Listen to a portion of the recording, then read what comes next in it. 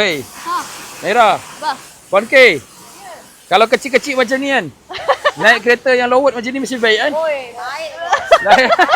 Low dah. Low Senang naik Lawat. Kami yang lawat. Tengok. Tak, Puan K je yang lawat. Saya tak lawat sangat apa. Kau tengok low dia rendah. Oh, lawat sangat ni, Bo. Rendah Hari ni TZ Garden dibanjiri oleh apa? 4x4 Oh, 4x4. Hilux ni saya rasa semua ni semua Hilux. Isuzu ke, D-Max ke, saya rasa ni semua Hilux. Ini sebab kau balik Sabah ke apa ni? So benda kau panggil Hilux. Tapi cantik, Bo. Cantik. Dia kenapa dia macam ni?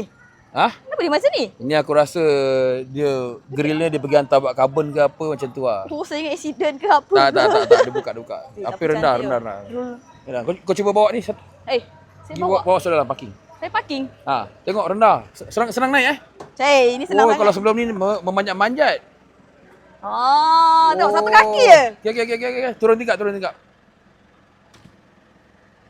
Okey. Oh, meter banyak. Ada gaya tak? Ada gaya tak? Saya rasa sesuai tak saya pakai kereta macam ni? Dia hantar salam. Awal lah geng kereta dia. Oh, tinted tu titanium blue.